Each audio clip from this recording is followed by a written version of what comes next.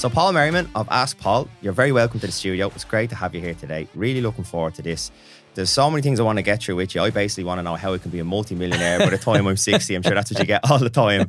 But in all seriousness, I think it's important, before we get into all that good stuff, can you tell me how you've started off your journey of getting into the world of financial planning? Yes, it was it was a mistake, to be honest with you. So I finished my leaving cert and hadn't got a clue what to do on the CEO, knowing the house had gone to college before me.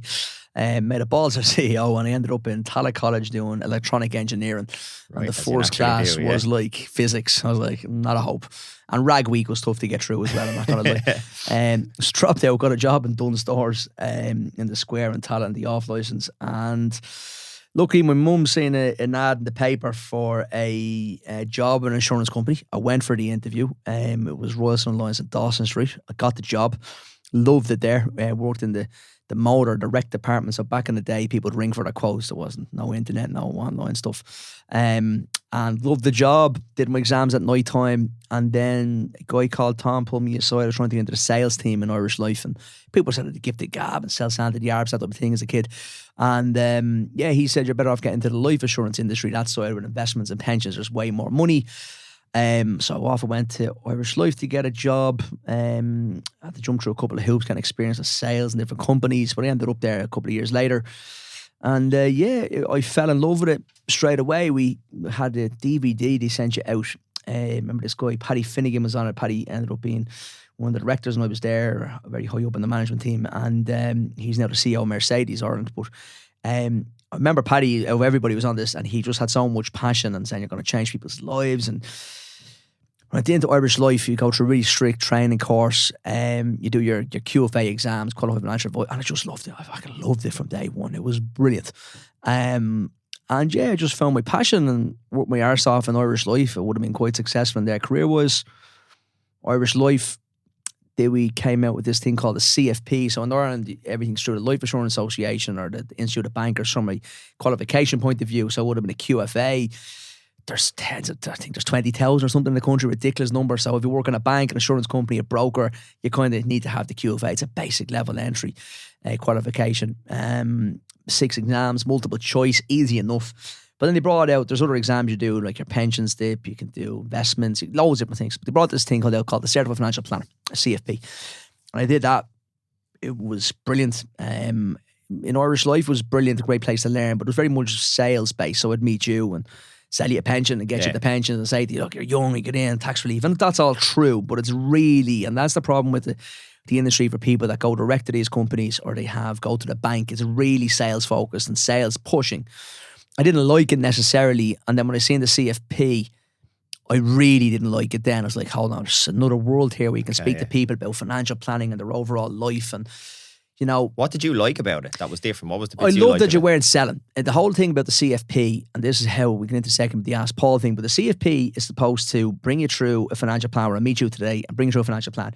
And if it's not right for you to go into a pension, you won't go into a pension. Yeah. We'll talk about pensions and I'll swing back in 2 or 3 years and get you set up eventually. But if you've got a short-term debt or you're still living in your parents' box room, you haven't bought a house yet, it's training to kind of practically bring through some of the lifetime plan. You need to have a lot of empathy. You need to have negotiation skills, high emotional intelligence as well, I suppose. But it's really supposed to help you develop relationships with your clients. You have clients for life and you're there for the overall finance. Where in Irish Life and in most, I would say, brokerages and people, they're out trying to sell product. And so they're just trying to sell X on a daily basis, which is fine because a pension is not a bad thing to have either. So it's a fine margin between being exceptionally professional and being really good. I'm not sound too arrogant saying that. But yeah, when I seen the CFP, I left Irish Life. Like I was in CFP's 2 years. I was in 6 months. I left Irish Life. I hadn't got a clue what I was going to do. I was going to set my own company and do different things. And I left Irish Life because I genuinely felt if I was going to be a certified financial planner, I couldn't stay tied to Irish Life and only have Irish Life products, only Irish Life commission structures, because there's a world outside of Irish Life. Now, Irish Life was brilliant to me, in fairness, when you're starting off. But, you know, yeah, I think I kind of outgrew them, and I wanted to give my clients way more choice than just one company and one product. What age bracket when you broke away then? roughly? Late 26, 27, 28, I think. Yeah. Can you remember what the feedback was like when you were telling the family you were leaving this? Yeah, well, Joe, I didn't actually, in fairness at the time, my dad's a businessman, and it was in the middle of, after the financial crisis, 2008, 2009, I think it was. And everyone thought it was fucking crazy. And I was like, no, if the way you're structuring Irish life as well in these jobs, you get a kind of low enough basic, it's all commission and sales based, which is fine. And I was like, no, in order to take what I'm taking, if I do that on my own, I'll be fine. And Irish Life, I was bringing in my own business, my own clients anyway. Yeah. I was really good at that. I was good at going out and speaking to people and dropping business cards in and just the old hustle and kind of thing. I love that part. It's not substitute for it though, is it? Yeah, and it was great. And, you know, when I left, I think I was trying to set this company up called PM Financial Services, a real original name.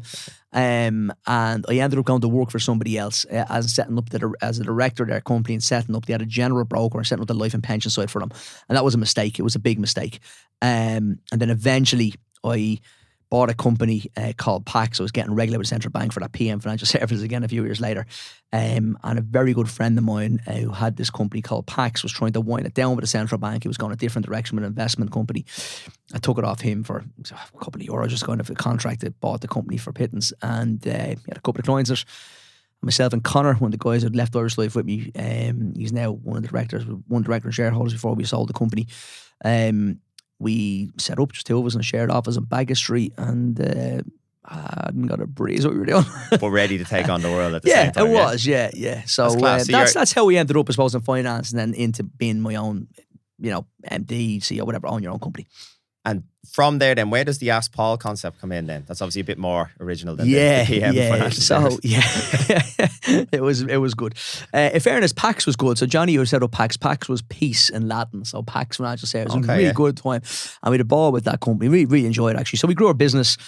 And two things. I suppose, I'm not going to be cocky saying this, but we were really good. And I really thought we had something special. I really thought we were different than every other broker and every other advisor. How so? Well, I thought we had, I think, the empathy and I think the ground the business. But also I really wanted to be in business. And I think some brokers, and that's not having to go, there's loads of amazing brokers in the country and I know loads of them. And they're brilliant. But at the time, I think with the CFP behind us and we were young in the business, I felt as if the business was old fashioned and we were not saying the new kids on the block, but we kind of were. And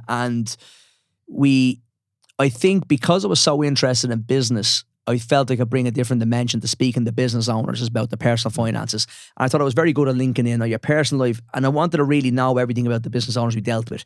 I didn't want to just take, Joe Bloggs' pension plan and make money out. I wanted to know, how many kids he had. I wanted to know his mortgage situation and bring value to everything. Yeah. And that's when things started to change because I was getting frustrated. If you look at, say, Joe Bloggs comes into the office tomorrow and he's a pension and he wants a bit more advice, he wants to move to us, whatever it is. And we ask him everything. Back then, you couldn't really. And it was because the way the industry was and we'd been trained in the industry.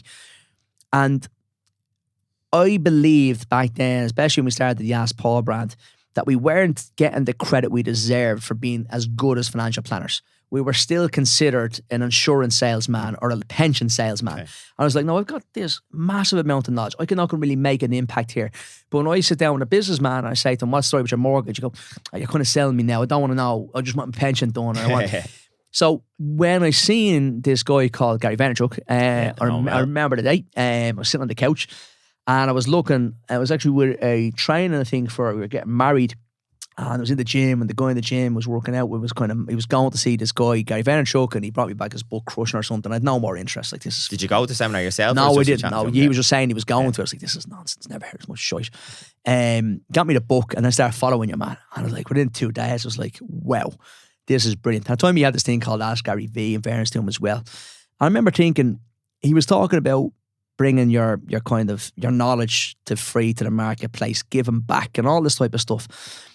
I was like, I can do this. I know I can do this. And I know this might help me break down the barrier. If I can give enough free content and people can see how good I am and how good the advice is, that when they come in then, we might get 1 or 2 clients off us. All I thought we were going to get 1 or 2 clients off us. I'm still shocked at how it blew up. I thought if we can get 1 or 2 clients to come in, they're going to know that I'm going to be talking about more than a pension. Yeah. That we're going to be talking about financial planning and everything. And it worked. It just worked. I think we did the first if you go back to my YouTube channel and you look at the very first video, I've left it up there. I was like Gary Vee always saying, leave your first video up. It's fucking horrendous. I mean, I cannot talk. If you look, there's a window in the corner and it's dark, and we started in the morning. We were there. My nephew was a young guy, Daniel, and he was a young kid on cameras. He was really interested in tech stuff. So he came to the office for a day. And I can still tell you, it says, hi, my name is Paul Merriman. I'm a financial advisor. I can't even talk properly. And I started this vlog, I call it, and you're going to get more videos. And I think it's a 20-second video, and it took me about 8 hours to nail it. Mad, isn't it? It's amazing when a camera goes on, how that happens. And if you look at the journey, if you look at the content then versus now, it's scary. But we put it out. Everyone slagged us. Everyone said we were fucking mad. That was never going to work. The guys in the industry sniggered. What's your man doing? And it was never to be, I'm not going to say we're famous. We're obviously we were well known at this stage. And it was never to be on TV, right? It was never, ever in my wildest dreams. I thought it would help us win a couple of clients. Yeah. And to build your brand as opposed to get famous. They're very different things. things. When you have a business there, it's very different. Yeah. And it's not fame for fame's No, sake. it's not fame. It's nothing to do with that. And, we started, and then I think we had, back then it was Snapchat and Facebook. Right. And I remember when Instagram came, someone said, I think it was my wife Sarah saying, you better get on Instagram. This is where everyone's like, fucking Instagram. Yeah, another one of these things, yeah. Another one of these things. And then in fairness, looking at the Gary Vee content and that type of stuff, then even when TikTok came, we're very early adapters to that. We have a big following there as well, because we were listening to, look, we know what way this is going to go. But we got, I think one of the videos I did, I can't remember how we ended up on TV3 or Virgin Media at the time on a Sunday, they asked us on. And then once we started doing TV, along with the Instagram, or what was social media, Facebook and Snapchat back in the day, the two of them we just hit the sweet spot. I mean, we were first movers, nobody else was doing it, and it blew up. And we then moved to, I think the office was tiny, and we got a lease actually in a place called Maple House, where our office is now in Stillorg. We actually bought the building last year, but we when we moved into that office, that's when my Irish Life sales office was when I first started off with Irish Life. It goes full circle. Yeah, like it was that, full circle. I was very proud moment signing the lease for that. And we went for that lease 2 years previous, and the landlord wouldn't give it to us because we were too small. Right, there you go. Yeah. And then we bought it off. That's a nice so it was satisfaction cool. as well. Yeah. But it blew up, and it was amazing, and I've loved every minute of it. But what people tend to forget is, not these typical overnight successes, it was so much work. And I used to get up, we had a baby, Luca is now nearly 7, so this is 7 years ago. I used to get up at 4 o'clock in the morning and answer everyone's messages myself in the house. And I used to go to bed at 1 o'clock. So we go up to bed, a couple of hours kip, I set my alarm for 12:30, 1 o'clock, got up and do an hour of content, sitting in the sitting room, talking to people, just giving content and giving that's feedback. all for free. There's no guarantee business of this. Yeah. All for free. And then I remember even we hired a social media person, and she was saying, you need to charge for it. I was like, no, build it and they will come, without being a cocky prick. But it was more, the more you put out here and the more you can build trust, because personal finance had so much mistrust, and people don't trust bankers, people don't trust the stockbrokers. People think it's for rich people as well. Financial planners for absolutely everybody, no matter what, even if you're on social welfare.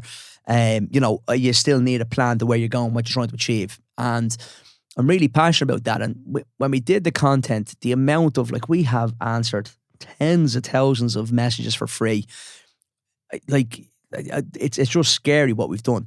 But I did it all by myself the first time, and I used to get up in the morning, I used to do it at the weekends, and couldn't go to sleep without people not being answered Until it was back. cleared, yeah. And it was manic. It was just mental, and everybody slagged us, and everybody, and a lot of people, not everyone was a bit harsh, everybody in it just thought I was absolutely mad. What is your man talking about? What's he doing? And then slowly but surely you start seeing people setting up their own Instagram pages, start seeing people moving towards doing a voice. And the biggest compliment you can get. Yeah, the biggest compliment you get is people copy it, which is fine. But it's been amazing. I love it, loved every minute of it. And then obviously we sold our business last year as well, it was quite a proud moment because we built something phenomenally quick in the marketplace. But yeah, it was all for free. And then so people booked in. So people then looked for me. And it was weird because when I said I wanted 1 or 2 clients, Debbie said, can we work with you? I said, yeah, okay. So then we had to put a small fee in financial plans, $250. We actually waived them now for the end of the year this year, but we put this fee base on it, then people started paying fees, which is just to kind of block us. Sit down with you, yeah? Yeah, they now sit down with us. And then, I know, I always say, remember people saying you're very lucky, and I say, yeah, if only the harder I work, the luckier I get.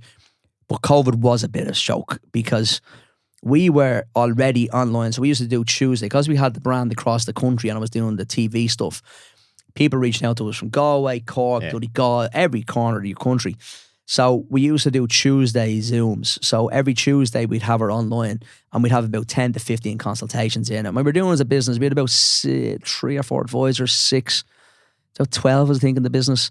And then when we sold last year, we'd 68 employees, and it just blew up from COVID. So we went to doing, I think I was doing about 15 consultations a week. In COVID, I was doing between 40 and 50 because we were online. Yeah. And we had everything done. We had Zoom, we had the market, we had the Instagram, we were literally primed for everyone to be locked down. But you earn your luck with that, you know. You do. Put that you in earn place, it. like, and it just a business during COVID-19. Just like I was...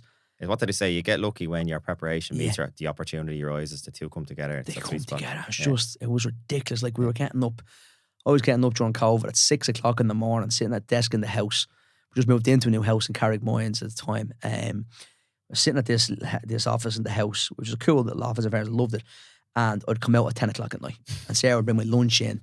I'd lock the door, and she was at back with the kids, and there was manic going on, obviously, with the country. And I remember coming out one night and her going, the numbers are, you know, X. I was like, not that I didn't care about being rude what was going on to the economy or going on for people's lives, but I was just in my own little business bubble in that room, and it was the best therapy. It was just amazing. And we met and you know, it was great because couples for the first time, like before COVID, if I met somebody, I'd meet you saying your own, or you come into the office or be on your work site and work, and your partner wouldn't be with you, or your spouse, whatever situation is, and you go back and where now couples were joining for fun, and I loved it. It was just brilliant. And then we came out of COVID, we moved into a new office during COVID, we heard more, and it became one of the biggest and fastest growing financial planning brands in the country, and it's just deadly. I think, like, anyone listening there, there's some great lessons in there. Like, you were in the industry for a few years yourself, you got to see what it was all about, you saw the flaws, where the shortfalls were. It makes complete sense. You're saying there, if you're getting a bonus to deliver pensions and I come in to chat to you, you can sell me the pension. But again, if you had the time to take a step back and find out my whole story, what's going on with my mortgage, everything else, then, as you said, the pension you'll need at some point, but I said it could be something else. But you don't get rewarded for that good work if all you're getting rewarded for is selling pensions. So you see that. And then, as you said, you go then, you set up, it's yourself and your buddy. He did the same as you. He was in that industry for a few years as well. Connor. So Connor came in from an admin point of view. He was looking after all the admin in Irish Life when I was there, and left with kind of the Jerry Maguire, who was coming with me. In fairness, Connor stood up.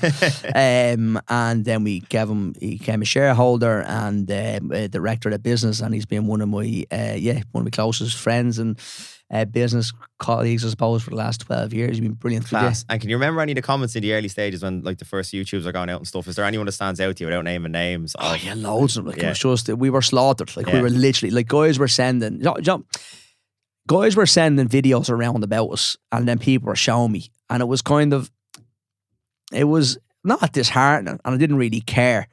But I knew I was right without being cocky either. And they were all kind of older as well, and they were just old school.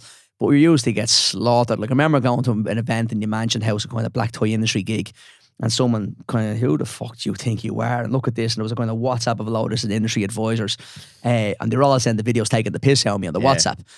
It kind of, not because they didn't hurt, they definitely didn't hurt, but kind of pissed me off a bit in that, you know, then just full circle on this, one of the people that was in the video said to me only recently, I love what you do, you know, because someone comes into me going, do you do what Paul Merriman does? And I'm going to say, yeah. And man's not on social media, but his clients coming into him because they know about financial planning or content. Yeah. I know, I don't care. Like, people that listen to us, we've like 180,000 followers on Instagram, it's TikTok and this. We've 10,000 clients. So not everyone on Instagram is a client of mine. Exactly, yeah. They go to the bank if they want. It's mad going to the bank for financial planning. But anyway, they go to the bank, or a buddy then might be a broker, or their dad's mate might be a broker. That's fine. And that's why the brand worked. We didn't ask anybody for anything, and we still don't. And we just hope we build enough trust. And, you know, the biggest compliment, somebody comes and says, I've been following you for years. So great, you finally asked us. Exactly what I said to you before we even started this. Yeah, and it's great when they come back to us or come to us eventually because they built the trust up over years. And that's why it worked.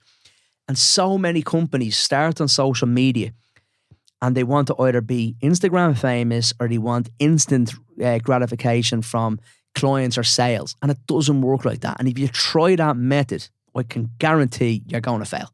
I can 100%. If you go out on social media and set up an account today, I started hard selling, it's gone. We just were so patient, and it just kept getting bigger and bigger. And to be honest with you, we were that busy that we didn't even know how big it was getting. Yeah. Like when we sat down, we were being sold, and we sat down, and some approached us. We weren't looking to be sold at the time. We'd been approached by loads of private equity guys and everything. When we were sold, we were flabbergasted. We actually took a second to look around what we built. Again, hope that's not coming across as being cocky, but we just didn't wake up and say we want to have 100 clients this week. We want to have X. We did base on we want to have X amount of Instagram followers. I always kind of wanted to get to 100,000, just maybe trophy-wise or something. I always felt if I got to 100,000 followers and the size of our marketplace, that we would have made a good enough impact for the brand to be there. So yeah, we kind of built it without really realising it. And we did it for the right reasons, because we do content. We're not looking for sales in the back of it. We're trying, and like we sit down content plan, it's always who's at the end of this. Yeah. And trying to think about what they're thinking about, Definitely. what their life's like, like talking about mortgage interest rates, and you're thinking about a couple sitting down getting another letter in from the bank saying there's your 8th increase and the mortgage has gone from 1,800 quid to 2.5 grand. How do you tell them it's going to get worse without putting the shits up them and giving them enough confidence to reach out and get financial planning advice rather than bury their head in the sand? Where some other companies should say, but do a switcher campaign, everyone's fucked. No, let's do a switcher campaign to get mortgage business in. We've never done that.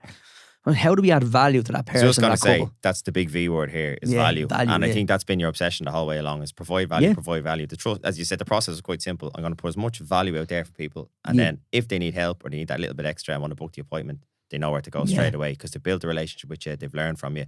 And I think when I reached out to you first about the podcast, I think I called you, the phrase you used was a modern day marketer. And I mean that in the best way possible, because that's the way people have gone on social media now. People like to get a follower these days takes quite work, 100%. you know, like even though you're not getting paid for it technically. A lot of people getting into social media now, I was saying this to you, like a lot of business owners follow me here, they get it to an extent, but they kind of use social media to showcase all the great stuff we do. We do this, and there's nothing wrong with that, to highlight your results and highlight your wins. But again, there has to be value there for the person listening. Like again, the whole point of this podcast, I sat down with Dan, who's with us here in the studio. It's his studio. And as soon as I told Dan what I'm trying to do here is add value to my following here, he was all aboard. He said, that's how you build a proper podcast, you know. So you're thinking every episode then, who's listening, how can we provide value, where are they at? And again, it was the first thing you asked me before we started here. It's not like, how can I sit down and talk about how great I am? It's okay, well, who's listening? What can we talk about here that's going to help them, you know? And I think that's the attitude you have. And I think if there's any business owners listening to this, that's where the big lesson is. It is, yeah. The other thing about being on businesses that from on social media is there's a certain element of, I don't give loads of examples, but there is a certain element of being vulnerable as well. And showing people, you know, not the bad side of your business, not to be too cruel in it, but giving examples of which we give examples of clients that worked with us in the past maybe as well. But you have to kind of put yourself out there. And people buy off people, no matter what they're buying, they buy off people and they build trust. But yeah, you're right. If you're there and you're just showing how great we are, how great we are, how great we are, how great you are, it's not going to work. You just need to give value. Yeah, so I don't care if you're a carpenter trying to show, you know, this table and you're a great marksman, great craftsmanship, and you have to show like the difficult side of it, the parts that go wrong, and be able to show people, if you want to do this yourself, this is how you do it. Doesn't mean they're not going to buy your table. It means you know how to do their own table and how much work goes into it sometimes as well. True, yeah. So it's just trying to provide people with knowledge and content that's value to them rather than to you. But I think it's a good example. Like, you went out there and put yourself out there, and like that, you did get ridiculed by a lot of big heads in the industry, and that would have shook a lot of people. Did you say big heads or dickheads? You correct me if I'm wrong there, right? But honestly, like, a lot of people will get shook by that, and they go back into their box straight away and go, okay, I'm not doing that again. Whereas again, you had the belief and the perseverance to push on because you knew where you were going was right. I know we did. And the other thing for people, business owners here, just think if someone listening to this, you have to be consistent and you have to keep doing it. If you do it and you stop, you just missed everything you've done. You know, it's like going to the gym. You know, it's like working out. It's like trying to get any type of goal. It's exciting the first when everybody knows and your family and friends supporting you. I'd say a lot of people as well starting the biggest compliment you give to anybody starting a business is following them and sharing their content and really helping your mates and your family to do it. You can't explain how much that goes a long way. But it's about being consistent and not letting the first 2 weeks or 3 weeks or 3 months of when you start to follow and then it plateaus or it might even dip slightly, is not giving up on it. It's continuing to go. If you believe you've got value, keep pushing that value out there, keep going with it. Otherwise, if you stop, you're kind of giving into it. And how long did it take then to go from yourself, sorry, I forgot the guy's name again, the 2 years were in the Connor. office, yourself and Connor in the office together in, was it Dawson Street you said you were in? Yeah, Baggot Street. Baggot Street. Yeah, Baggot from Street. there to being bought out? It took us nearly 10 years, I suppose, really, and then a few years not after. that long a time. Not that long a time. I weren't trying to, but we had a few private equity discussions, say, in the industry, and we're going quite quickly, and our profits were quite good, and we were making big impacts. And I had another company as well, a kind of software company with tech for financial planners that we set up as well. So it was going quite well. And when we were approached, we were kind of surprised, flattered, the usual stuff. But it was great. And the reason we did, so an amazing UK company called Fairstone acquired us. They're one of the biggest and fastest growing wealth management providers in the UK. CEO Lee Hartley is a genius. They sat down in the boardroom with us one day. We pitched to them. They pitched to us. We went out for a beer that night on Baggot Street to a restaurant and shook hands at 1 o'clock in the morning. Nice, that was pretty much what we did in the deal then, all those months later. Really, really, really good guy. And I think we could have been, even with private equity, you need to win. The money is irrelevant. We always made money. You'll always make money. But it's trying to be in business with the right people. But we did the Fairstone, they're supporting us now in acquiring. We're acquiring a number of businesses at the moment. I think we'll have 5 done by the end of this year. Try to do 10 to 15 a year now going forward. But as in financial planning firms in Ireland. So it's kind of consolidation of the marketplace. And we're driving that and we're right proud of it. But that's amazing. Like I come back from that Irish lad that walked into Irish life and loved the industry. And I think if you love something, you just have to give it your all. But yeah, when Fairstone came, it was just amazing. It's been a great journey with them. They've been great to work with. And it gives us from an organic point of view, we're on Instagram, we 10,000 clients, we're doing great things. But now that we're in the acquisition, we've got 2 streams to our business, the organic growth through the Ask Paul brand and Fairstone, the acquisitions. So, this time next year, we'll have well over $1 billion of assets under management in the Irish marketplace, which is even weird saying that.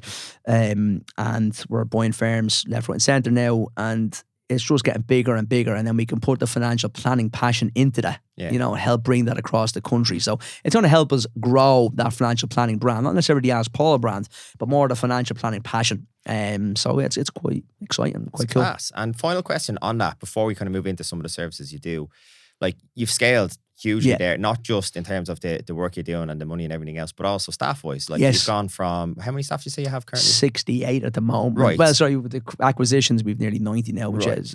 So with that, your role, I'm sure, has evolved a lot over the last few years. And I'd imagine like you've a lot going on there. You mentioned like you've your family at home, you've young kids, and like you're trying to look after yourself and all this. So like, where's that balance for you? What does balance mean to you? I have to throw that to you because again, you're all career-wise, there's no doubt in you. But how do you find that balance between home and it's not that easy. Yourself? It's not that easy, to be honest with you. It's a nightmare. It's a nightmare. And I think from an entrepreneur, I think any entrepreneur, if they're not saying they're selfish, is probably lying. There's definitely an element of selfishness in being an entrepreneur. Definitely. And it's very difficult. I don't know how my wife, Sarah, hasn't... she might have a different answer to you. Kicked me out. She won't. She'll just say I have no balance and I'm never there. We have a young family. We have young kids. I'd have to be very honest and say that I've definitely sacrificed family to grow it. There's no point in saying I haven't. I'm not going to sit here and lie and say, I've got a great balance and I'm home at this hour and doing all that. And I can't. But again, I love it. I love my job. I love my business. I think over time, I've definitely realised the sacrifice that's gone into the business. And yeah, it's actually, if you think about it, I sit down and break it down, it's a bit sad you wouldn't do it. But entrepreneurial is kind of like a drug. You kind of get roped into it. You get a passion for the business and you grow it. But my work-life balance all over the place. I know how many times I've tried to work and it's very hard. And even from a workout point of view, I've done everything from trying to work out at 6 o'clock in the morning to 10 o'clock at night in the gym over the last number of weeks. And it's just really difficult or impossible to do it. But yeah, I'll keep trying. No, but in fairness, like the effort is there, you know, like there's a lot of The lads effort who and the intent is there. they sacrifice everything to go all in a business, which is great, but their body suffers big time as well, and family can suffer as well. We Dr. Colm Nocturne in here recently enough, and we're talking about like being a dad and like what are you trying to do and how do you measure good quality time, and we're kind of talking about quality over quantity, and it was a good point he made, you know, like it's great to say, yeah, I'm home at this time and doing that, but like, if you're not present and you're dealing with, you know, so you're better off. That's my biggest challenge. Being in the office doing that and then being home to be actually be present. Yeah, I think that's my biggest challenge is when you're home, and it's so hard to switch off because there's so much going on business wise. And you come back in at 5 o'clock or 6 o'clock or 7 o'clock, even or wherever it is, you sit down, you might have a bite to eat. You're already something's had to happen during the day. I think like you wake up, having the amount of staff we have and what we're trying to do in the marketplace from an M&A point of view. You wake up and you just don't know what's coming at you that day and what's coming at you when you're kind of finish the day as well, or what the hangover is. So I'm not gonna lie, I can sit here and pretend it's very, very, very difficult. I haven't mastered it yet. I've tried loads of different things. I'm hoping one day I'll master it. Maybe it might be retirement, but it's very difficult. It's very difficult. I think the reason being is that with business, you have to go all out. But I was mentioning to someone the other day, I've been asked to do of a book coming out next year, financial planning book, but I've also been asked to do another book in relation to entrepreneurship. And if I was doing it, actually will start off by the opening chapter would be, if I ever meet Richard Branson, he's getting a slap. And the reason he fucking sold the wrong dream, right? I remember being a kid reading his books and buying them in Eason's and reading them and like just being so in love with entrepreneurship. Yeah. Nobody ever tells you about the sacrifice, how hard it is. Nobody. I haven't come across it yet. And it's an absolute nightmare. And, you know, we sold the business. Obviously, we've done quite well financially. But, yeah, like if I'm sitting down and trying to listen into a counsellor says, we're sitting down, you'd actually have to wonder if it's worth it. And I'm going to be very, very honest with you, because when you look at your kids, you look at your family, and you look at success from a business planning point, or from a business point of view, and even if it's the financials or whatever it is business-wise, it takes a massive dent. It does. Now, hopefully you've got financial security for the future and for the kids. There's loads of pluses out of that as well. But I've equally sat down with clients and said to them, you're funding too much, your pension, stop and go on more holidays with your kids. When your kids are younger, there's no point in being in the grave and giving your kid an extra 500 grand in the pension fund. True, they want to go on holiday with the mum and dad and the kids. But the one thing with it, we do go and have good breaks and good holidays, and we do spend a lot of time that together as a family. Do you need to change that environment just to get out and go somewhere to switch the things off? I love America for that. The best holiday we've ever had was America, going at Christmas time to Orlando, because number one, the time difference and the office is closed and there's no looking for you, and clients are off as well. So Christmas time is great. I love Christmas time. I really shut down and spend a lot of good time at Christmas time. Holidays, we go down to Portugal quite a bit. And it's very hard to switch off because you're same time zone now or whatever, but you're pretty much same time zone, and people are ringing you from the office, which is, that's what I see, like that's what your job is. You can't turn off, in fairness, as well. Like so, but look, to be honest with you, it is a struggle. And then I suppose you have the unique thing as well. If you do want to switch off, you sit down on the couch, put your feet up, switch on the TV, and there's your face on the telly then as well.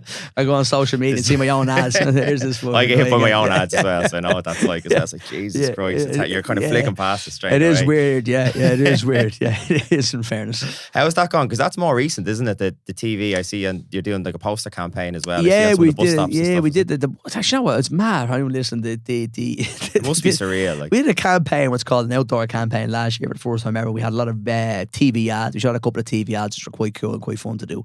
And then we did the outdoor campaign, and we did the buses. And nearly everyone I know around me going, I just seen you on the side of a bus.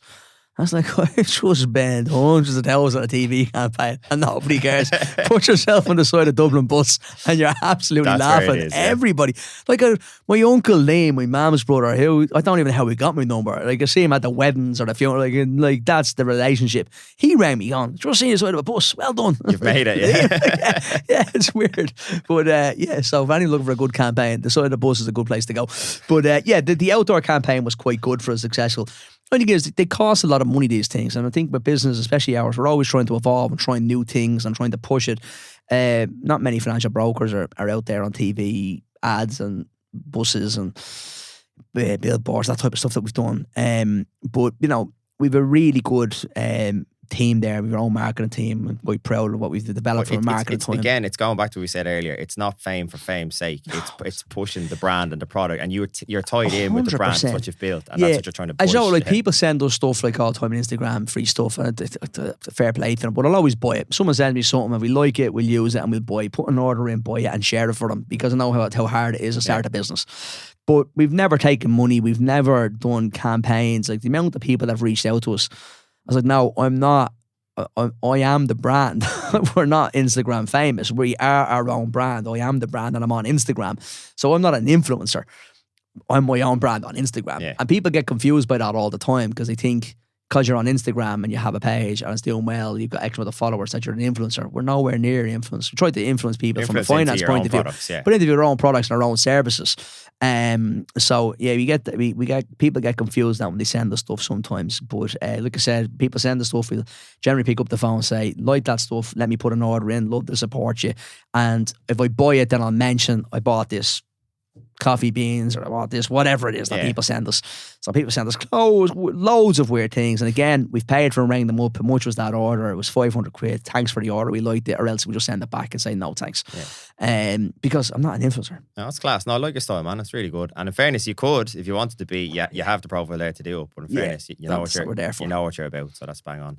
Like going back to what we were talking about there, the key word to summarize everything we spoke about with social media stuff was value, the V word. And I said, like, I've been following you a long time. And one of the first things I took from one of your earlier videos was income protection. Yeah. Something that I think you're unbelievably passionate about from what I see. You can see it in your eyes when you start talking about it. Yeah. Why is that so important for people? So personal finance is very logical. People get confused because they've either been oversold a certain product or just have a misconception that's wrong. If you have a financial plan, let's say you have 300 quid a month and you want to put a pension together or an investment account. Let's take a pension. You come to me tomorrow, Paul, I want a pension. That's great. If you put 300 quid into the pension for a year, you'll have 3,600, give or take, and a bit of growth. Just say it's $4,000 the pension at the end of the year. What age are you? I'm 35. Okay, 35. So you're going to retire, say, 65. You have 30 years to go. We would probably both agree that something might go wrong in your life, health, fitness, or in a kind of accident-wise over a 30-year period. Like there's a good chance something will go amiss at some stage in 30 years. Yeah. 5-a-side football once a week is probably the highest risk. Yeah. So income protection is there to make sure that if you can't go to work for an accident or a sickness or an illness, that the income continues to get paid. There's no point of you being a client of mine and sitting down at the end of the year having $4,000 of the pension saying to me, Paul, I'm getting a diagnosis or I'm having a really bad injury or a car accident, I can't work or I lost my income. And I'm going, great. And you say, what about that pension? So that $4,000, you can touch it when you're 60. That's just pointless advice. So, and this is where, again, where we started as Paul, because usually we say to the business owner, you need income, and I'm not going to buy that product because they think you're the guy in the bank selling car insurance along with your loan or payment protection. They're completely different things. Out of all the financial products that I have for clients, the most important is income protection. Before the pension, the saving, the mortgage. Because we like to financially plan people for at least a retirement age, if not well into their 70s, 80s, 90s, if they get that long. And yeah, if something goes wrong, you need to have something covered. Now, if you say to me, Paul, I have $1 million in the bank, okay, you don't need income protection. If something goes wrong, you're actually sorted. Or you've got 5 properties with no income or no mortgages on them, and you've got passive income coming in, you don't need an income protection product. But 95% of my clients don't have that. Unfortunately, not many of us out here yet, Yeah, so that's why I know people keep going down that we sell income protection, we push it. It's single-handedly the most important product that anybody can have in finance.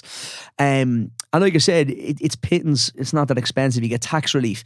I mean, most self-employed people or business owners listen to this.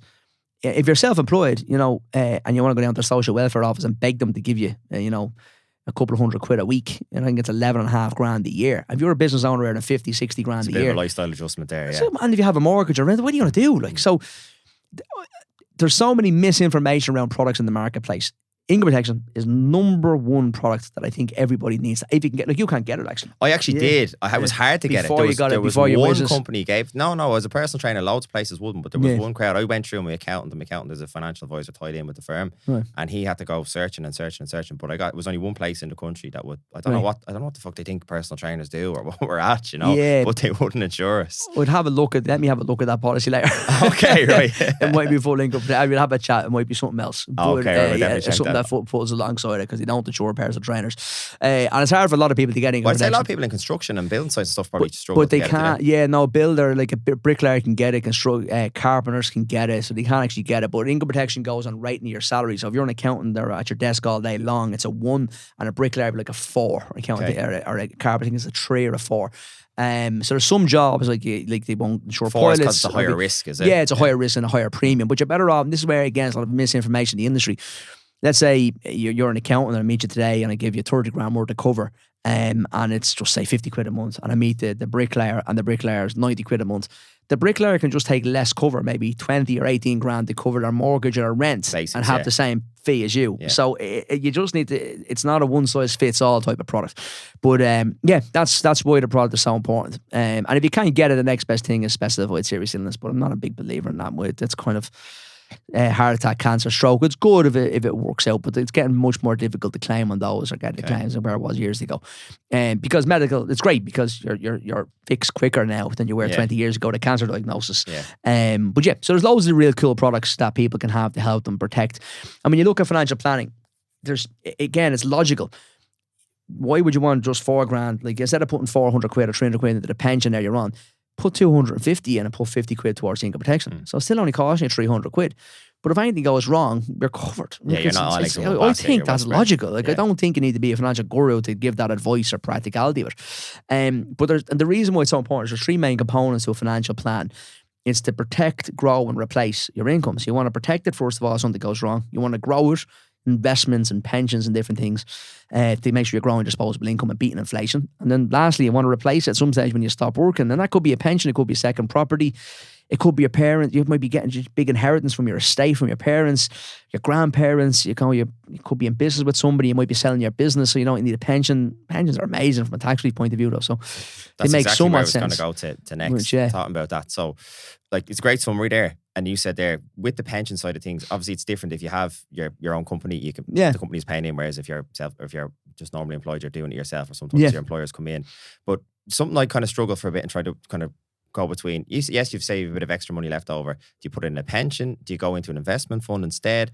Or are you overpaying your mortgage? There's a few different things you can do there. Overpaying the mortgage is a big one these days, because if you go through some of my videos over the last few years, and don't overpay your mortgage, interest rates are dirt cheap. Now they're ridiculously expensive. And when you buy when you go to buy a house, you don't actually buy a house, you buy a mortgage. It's a good point, yeah. Mortgage interest rates are going up.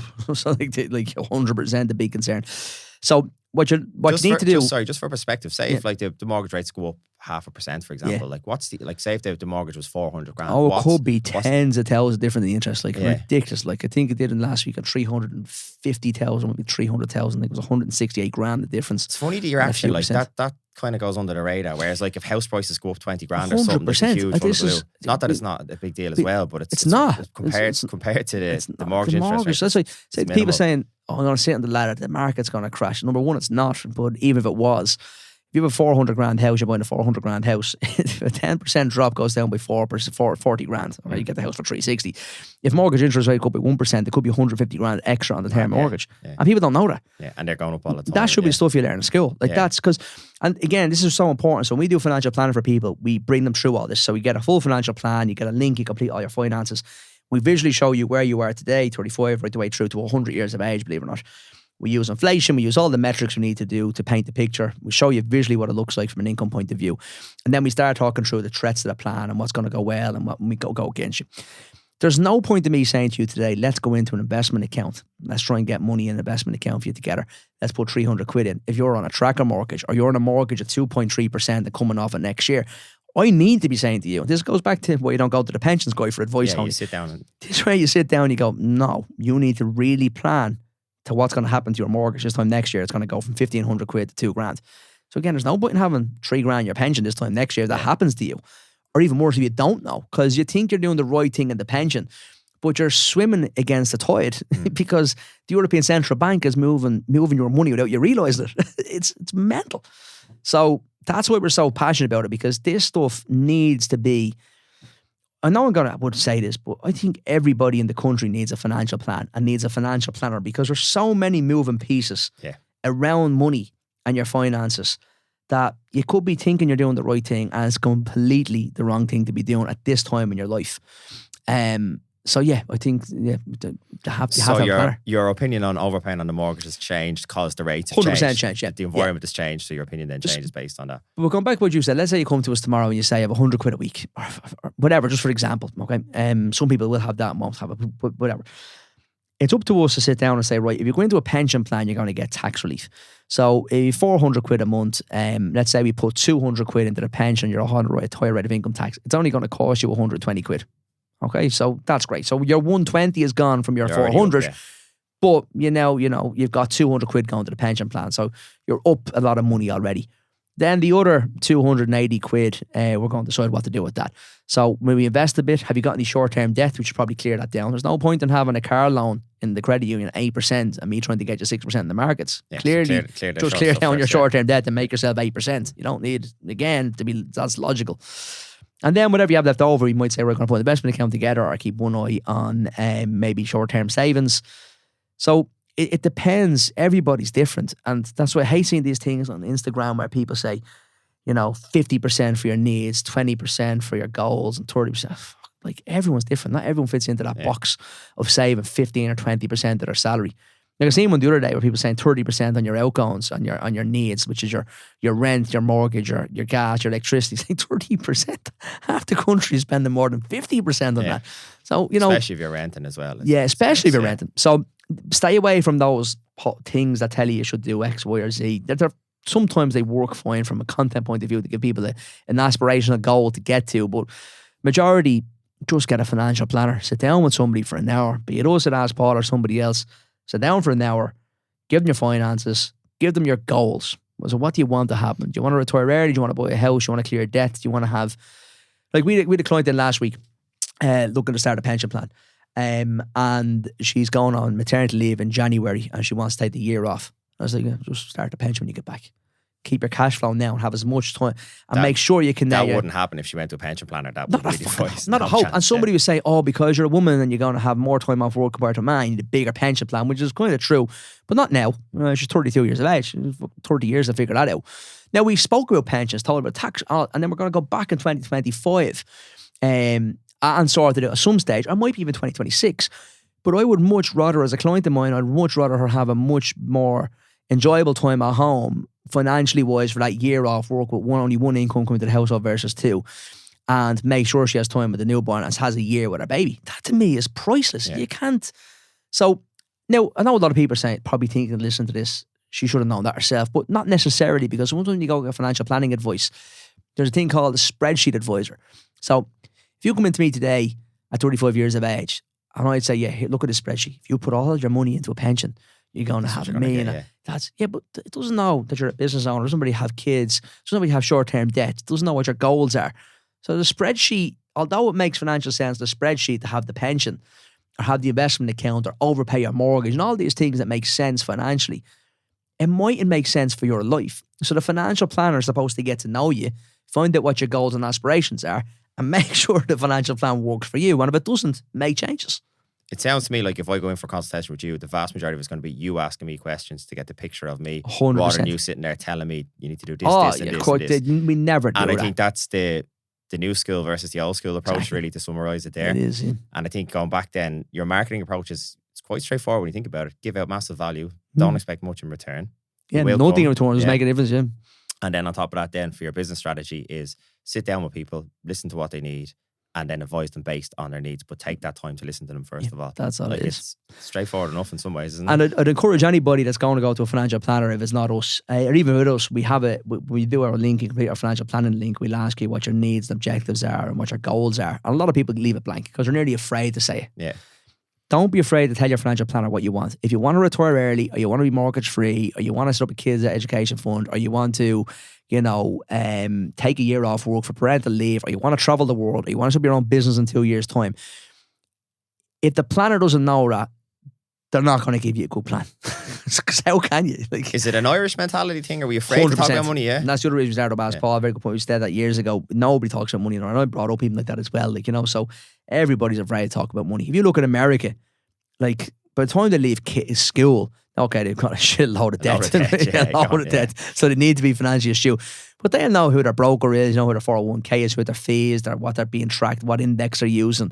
they're just so well, like they're so far ahead of us, and even to the UK, kind of middle upper class income wise, they'd be more ahead of us.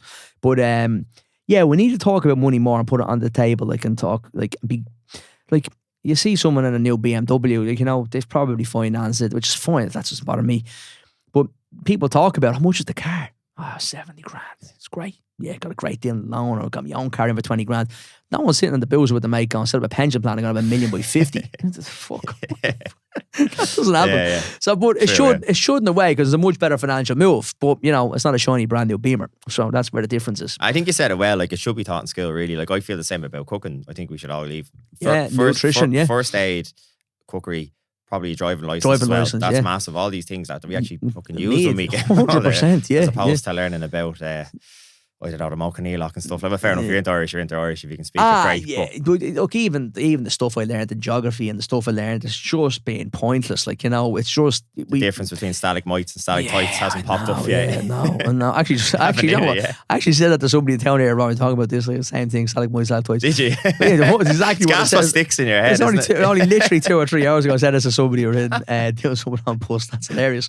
But yeah, I mean, it's there's financial education that people need when they're leaving college or school. And know maybe when you're 18 or 17, talking about mortgage interest rates kind of a little bit irrelevant to an extent. You probably forget about like everything else you learn in school. But we do need to start having better conversations about money. And I you know what, my biggest kick about Ask Paul, I'm not just saying this, and obviously grown the business successful, it's been great personally wise, I do love it.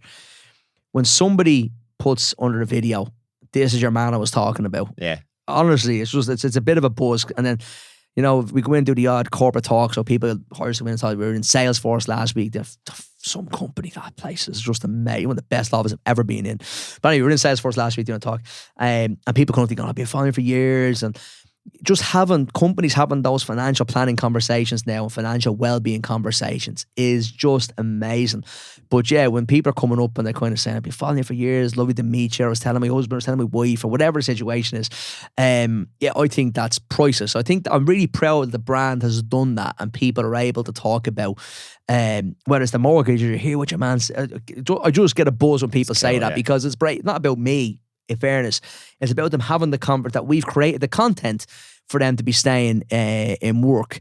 I remember even we're doing work with a hairdressers, a firm that they sell products to hairdressers, and they were saying that all the girls in the office talked today about your video about mortgages, and they were, could you come in and talk to us? I was like, that is so into the hairdressers, yeah? Yeah, no, into the company that supply stuff to hairdressers. We're a big company. But they, I remember when the owner, she rang me, and she's like, oh, the girls are talking about you today, talking about mortgages and how to get them, and we didn't know this, and could you be able to come in and talk to us? Yeah, I'd love to come in and talk to us, no problem at all. But the fact that a video started that conversation and work, to me, that's the success of the brand. Massive, yeah. Not selling the business, that's personal success. There's no way to be chatting about that normally. No, and to be afraid to talk about it. So I think that genuinely gives me a buzz when I hear that, where people are taking content, talking about it at work or talking about it over lunch. You hear this and you hear what Paul was saying yesterday. You see this video and they're sharing on WhatsApp groups. That to me is the biggest compliment or the biggest buzz I get from Ask Paul. Yeah. You know you're giving value then. 100%. Yeah, 100%. Validation. Even if they don't go to the bank. You have to get a dig in on the bank every chance you get. Banks. No, I know the deal. Any banker that trains me in the gym always gets a hard time. It's just unreal. Like, they get the worst abuse of money. What's it like then? Final question. Just like for where you're at now, because like business wise is flying, but again, you're not the standard businessman because you do have your whole brand is attached around you. Yeah. Going into town for a meal, going for a pint. What's it like these days? Look, in fairness, we do get people. Yeah, we do get people. I mean, a lot of people get us to do videos to their friends, to their brothers or sisters, and get photographs. And my wife hates it. She just now, in fairness, I will say, I thought I would like it, and I don't like it. I'd love people approaching me. I just get uncomfortable with it. So I talk to anybody. If someone comes up, I get a big kick of someone saying, I follow the page and thanks for your advice and shaking hand. And that to me is lovely, mental when I talk about finance. And I get a big kick out of it, but I just get really uncomfortable in that moment in time. Actually, there's a good one for you. Years ago, it was Mother's Day. We're going to town, Kilkenny. You know this place, Kilkenny, down beside Trinity College. Lovely cafe. Great breakfast. But we usually go in once a year. But anyway, we went in to bring in the mother-in-law in for a bite to eat. And myself, the kids, Sarah and Sarah's mum, Sherry, are walking down the back of where Reynard used to be, down behind Dawson Street. Anyway, this homeless lad was sitting there and any change? I said, no change. We just kept walking. He goes, are you the Gant lad? What the fuck's that? You're your man that's on Virgin Media always wears Gant jumpers. And I used to wear a Gant jumper. But he says they watch the stuff in the hostels in the morning when they have it on a thing. And anyway, I felt the kids had cash, gave him a bit of cash. He was talking to the guy for ages. I was like, that's just prices where there you somebody... go now. If you were an influencer, you would have had to deal with Gant. Yeah, but God, look, he was so lovely, the guy. He was sleeping in a sleep bag or something wrong. We talked to him for ages and we were having a chat with him. But it's the brand, even though it's so far away from financial planning advice when someone's homeless, and they were asking, and then we had a good chat about where he's living and what's he going to do in the future. He's trying to get a job, and so yeah, sometimes it's weird how the brand will sink in with somebody, and he was just ended up having a really good conversation with the guy, and yeah, that makes me proud. It does make me proud, and I really enjoy talking to anybody that approaches. But it is a little bit weird. But as you said there, like everybody needs a financial plan, 100%. no matter where they're at. 100%. Again, the plan looks different depending on the person, but we all need them. It does, and the other thing is when some people come in for a plan, they might be all over the place financially, and I mean that we're not being rude. A lot of short-term debt, or they might have been, unfortunately, being redundant. If anyone's been made redundant, listen to this, by the way. There's a really good section on our link tree on our Instagram page. They're free webinars to look back. We did some with Jerry Hussey and JR from the Startup Accountant, where we did a free session for anyone that's been made redundant. So we'll check that out. But anyway, when anyone's been made redundant, they're short-term debt, they're kind of in a bind financially. What I love about financial planning is that we can visually show you what's going to be like in 2 or 3 years. Like, some great videos, and we can show you that it's going to be okay. Or people that are maybe in their late 30s have a few kids in creche and a mortgage, and they've no disposable income. It's about showing them in 2 or 3 years' time, this is what you do, and it's going to be fine by the time you get to here. Yeah. And take that stress relief. That is that's the best part of my job to do that. Full-time crash at the moment, and it's just crazy. Yeah, it's crazy. It's crazy. But it's supposed to be crazy. It's not supposed to be okay.